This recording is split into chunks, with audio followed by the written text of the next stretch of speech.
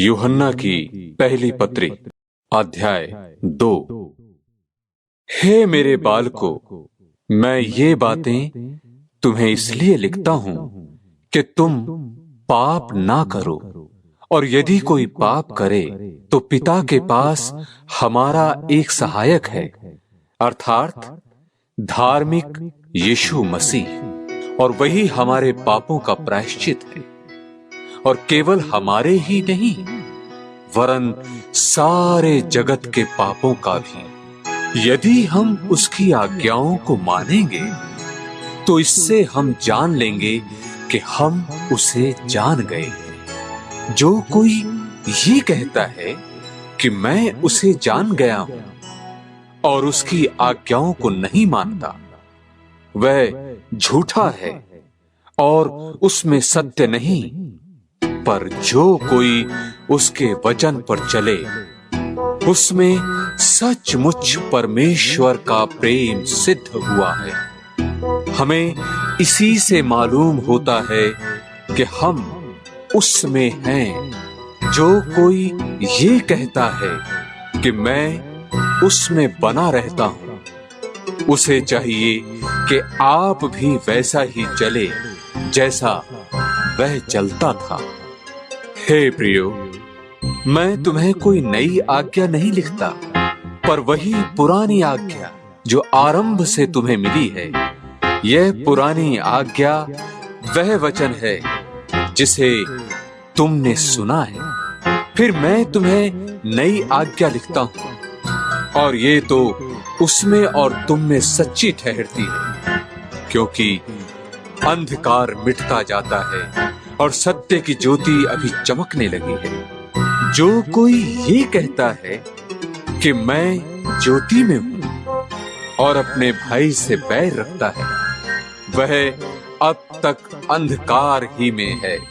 जो कोई अपने भाई से प्रेम रखता है, वह ज्योति में रहता है और ठोकर नहीं खा सकता।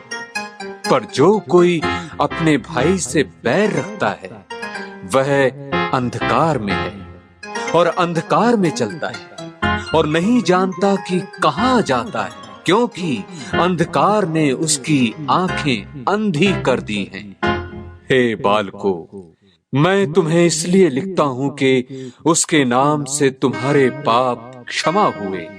हे पितरों, मैं तुम्हें इसलिए लिखता हूं कि जो आदि से है तुम उसे जानते हो। हे जवानों, मैं तुम्हें इसलिए लिखता हूं कि तुमने उस दुष्ट पर विजय पाई है। हे लड़कों, मैंने तुम्हें इसलिए लिखा है कि तुम पिता को जान गए हो।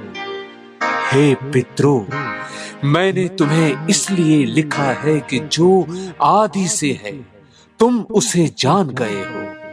हे जवानों, मैंने तुम्हें इसलिए लिखा है कि तुम बलवंत हो और परमेश्वर का वचन तुम में बना रहता है, और तुमने उस दुष्ट पर जय पाई है। तुम ना तो संसार से और ना संसार में की वस्तुओं से प्रेम रखो। यदि कोई संसार से प्रेम रखता है, जो उसमें पिता का प्रेम नहीं है, क्योंकि जो कुछ संसार में है, अर्थात शरीर की अभिलाषा और आंखों की अभिलाषा और जीविका का घमंड, वो पिता की ओर से नहीं परंतु संसार ही की ओर से है। और संसार और उसकी अभिलाषाएं दोनों मिटते जाते हैं, पर जो परमेश्वर की इच्छा पर चलता है वह सर्वदा बना रहेगा। हे लड़कों, यह अंतिम समय है, और जैसा तुमने सुना है कि मसीही का विरोधी आने वाला है, उसके अनुसार अब भी बहुत से मसीही के विरोधी उठे हैं। इससे हम जानते हैं कि यह अंतिम समय है। वे निकले तो हम ही में से, पर हम में के थे नहीं, क्योंकि यदि हम में के होते तो हमारे साथ रहते। पर निकल इसलिए गए कि यह प्रकट हो कि वे सब हम में के नहीं हैं।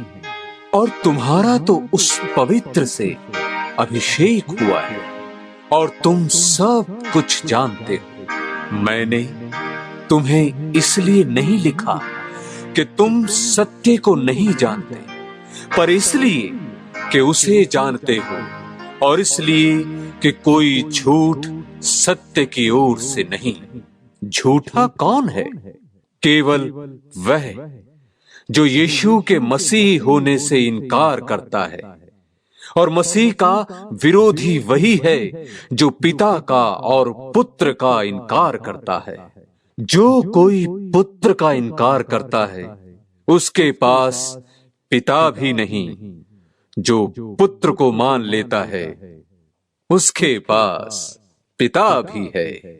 जो कुछ तुमने आरंभ से सुना है वही तुम में बना रहे। जो तुमने आरंभ से सुना है, यदि वह तुम में बना रहे तो तुम भी पुत्र में और पिता में बने रहोगे। और जिसकी उसने हमसे प्रतिज्ञा की वो अनंत जीवन है। मैंने ये बातें तुम्हें उनके विषय में लिखी हैं जो तुम्हें भरमाते हैं, और तुम्हारा वह अभिषेक जो उसकी ओर से किया गया तुम में बना रहता है। और तुम्हें इसका प्रयोजन नहीं कि कोई तुम्हें सिखाए, वरन जैसे वह अभिषेक जो उसकी ओर से किया गया तुम्हें सब बातें सिखाता है, और यह सच्चा है, झूठा नहीं। और जैसा उसने तुम्हें सिखाया है वैसे ही तुम उसमें बने रहते। निदान हे बालकों, उसमें बने रहो कि जब वह प्रकट हो तो हमें हियाव हो और हम उसके आने पर उसके सामने लज्जित ना हो। यदि तुम जानते हो कि वह धार्मिक है तो यह भी जानते हो कि जो कोई धर्म का काम करता है वह उससे जन्मा है।